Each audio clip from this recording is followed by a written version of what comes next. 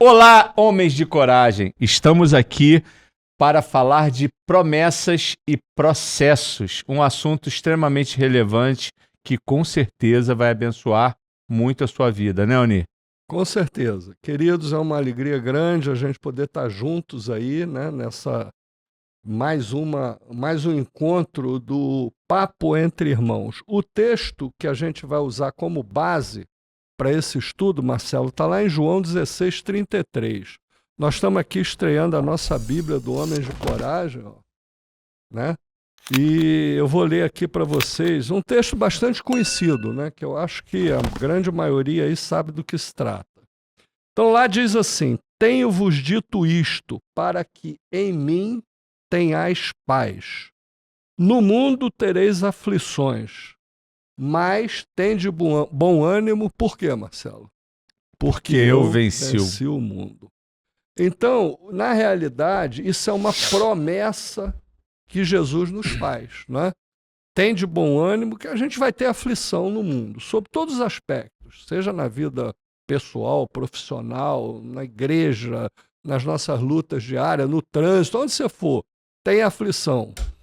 Mas o Senhor nos garante o seguinte: tenha bom ânimo, porque eu venci o mundo. E aí a primeira coisa que vem assim para a gente discutir é o seguinte: a gente vai na igreja e, via de regra, principalmente essas igrejas neopentecostais e que primam e que baseiam a pregação na teologia da prosperidade, e via de regra se faz muita promessa, né?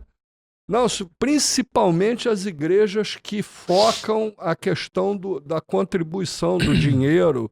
Se você der, Deus vai te dar, como coisa que Deus dependesse do seu dinheiro e do meu. Quando, na realidade, não é assim que funciona. A gente vai na igreja, ouve uma mensagem com promessa, mas também com um chamado para que você volte para casa para atingir a promessa, que você entre num processo. E que processo é esse? É o que o Marcelo sempre fala aqui para a gente, né?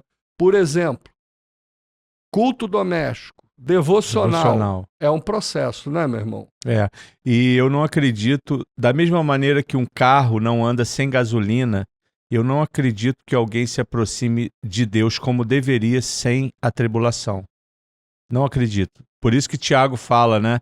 Tende por motivo de muita alegria o passardes por muita tribulação. Eu acredito que algumas pouquíssimas pessoas, por já terem passado por muita tribulação, estarem forjadas, apaixonadas, num momento de facilidades da vida, num momento de pouca tribulação, continuem exatamente como estavam antes. Mas eu tenho muita dificuldade em crer que homens de Deus santos, como, por exemplo, Ronaldo Lidório, Marcelo Gualberto, Augusto de Nicodemos, Hernando Dias Lopes, que às vezes fala de tribulação dizendo estou pregando para mim, não sejam homens que passam por muitas lutas. Com certeza, eu não tenho dúvida disso. E a gente tem que entender que se Deus dá a promessa, Ele está conosco no processo, né? Deus não dá a promessa e nos abandona. Existe um processo, existe um caminhar que você sabe e eu sei também, que muitas vezes é uma situação que você precisa vencer. Um problema pessoal, você precisa entrar num processo, às vezes, de restauração com a família, de uma situação em que você precisa realmente rever a sua postura para que o processo te conduza à promessa. E é interessante, porque a tribulação, depois de um momento da sua vida, ela já não é aquilo que você via antes, né? O Hernando Dias Lopes fala muito da vida ultra circunstancial, quer dizer, a vida está aqui, as circunstâncias sobe e desce, e aquele que anda com Cristo está aqui, né? A mente, né, está acima das circunstâncias, porque o grau de maturidade espiritual define como você vai encarar aquilo, né? Perfeito. Eu não sou adepto do estoicismo, porque o estoicismo, ele fala de um mundo, prega um mundo fechado. E o cristianismo, um mundo aberto. É aquele mundo em que o homem constrói junto com Deus. Você ora e Deus né, atua. Né? Então é um mundo aberto, um universo aberto, homem e Deus. O estoicismo ele fala de um mundo fechado. No entanto, é interessante porque o estoicismo tem uma prática em que o navio, dentro de um mar cercado de água, ele só afunda se tiver um buraco, por menor que seja. Se tiver um buraco pequeno, vai ter um momento que ele vai para o fundo da água. Então nós somos exatamente como um navio no meio do oceano. Se não tiver nenhum buraco, a gente não vai afundar. Isso é, se você não permitir que o problema entre dentro da sua mente, você não vai afundar. Então você tem que ver o problema de dentro para fora. Ele não pode entrar em você como a água entra num barco. Interessante essa questão do barco, né? Interessante, bastante interessante. A promessa também, o Senhor nos faz essa promessa, né?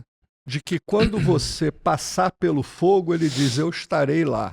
Né? A experiência dos 3 lá de Daniel na fornalha do fogo ardente, Deus não os livrou da fornalha, mas livrou do fogo queimá-los.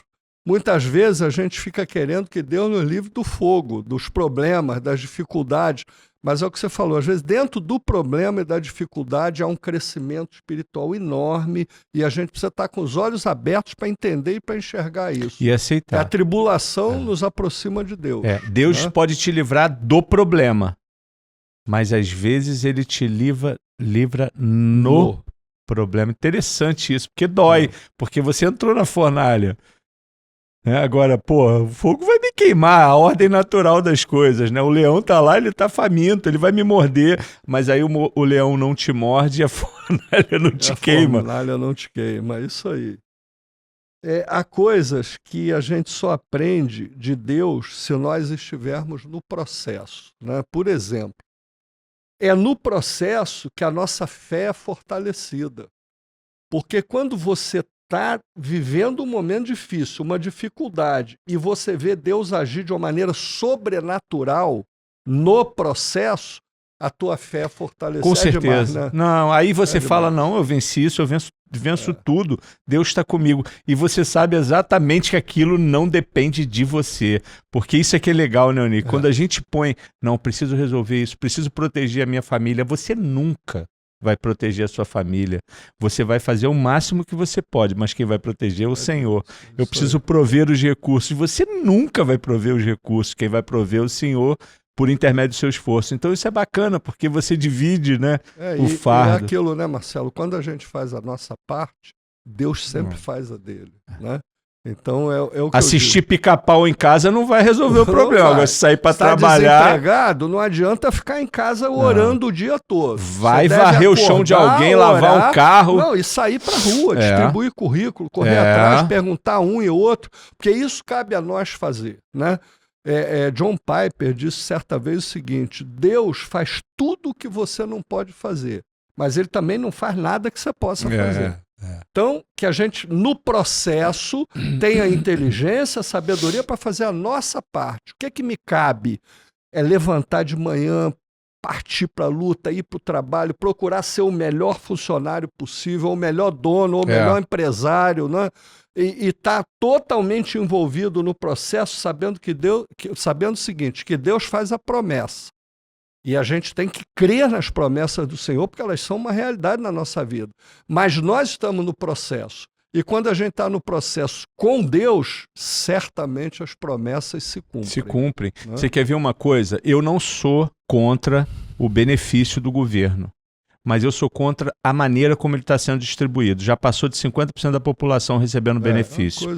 Então o meu marceneiro foi fazer um trabalho agora numa loja minha, ele falou, Marcelo, eu vou ter que adiar. Ninguém vem trabalhar comigo, eu não consigo ninguém para trabalhar, porque o cara recebe o benefício, aí entra o fato. E 3 bolsas de compra, uma de cada igreja. Ele bota a filha para ir numa igreja, ele vai na outra e a mulher vai na outra. E as igrejas dão comida, o governo dá dinheiro, o cara vai fazer o quê para trabalhar comigo? Ele fica em casa vendo televisão, olha que doideira. Vivemos numa situação realmente muito difícil. Jesus diz o seguinte, que ele é o auxílio presente na tribulação.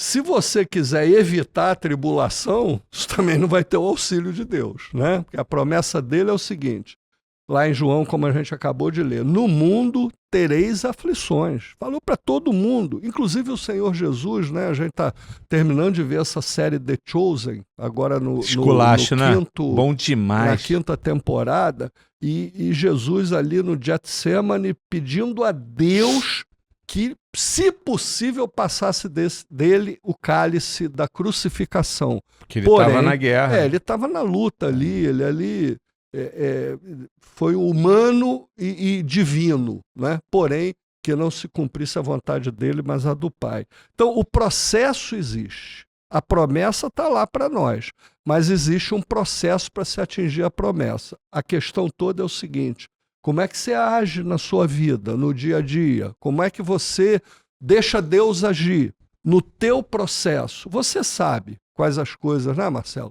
que a gente precisa entender que Deus está agindo no processo, porque a promessa dele certamente vai ser cumprida. E a vida fica pobre. Você quer ver uma coisa?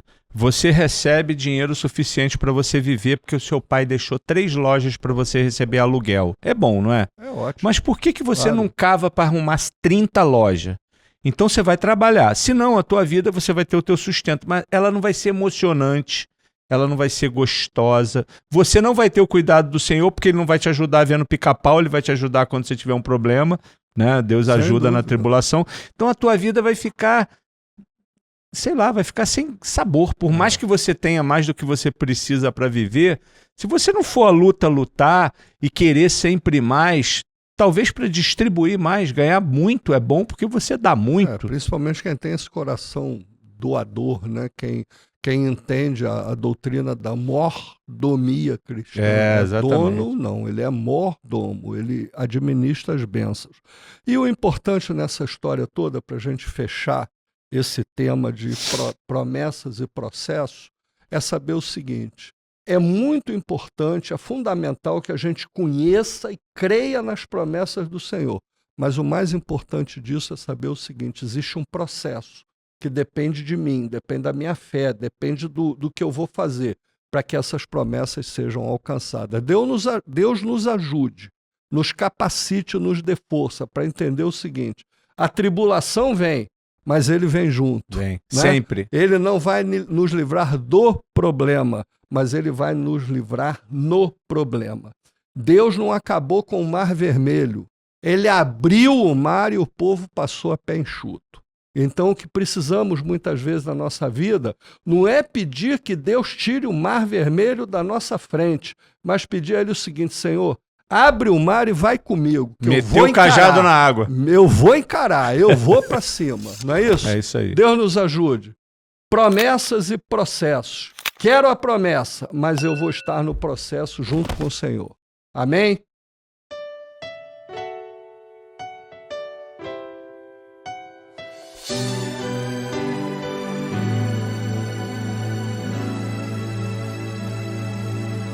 Nós queremos ouvir tua voz, teu louvor sempre esteja entre nós. Queremos ser, Senhor, mais sábios na verdade.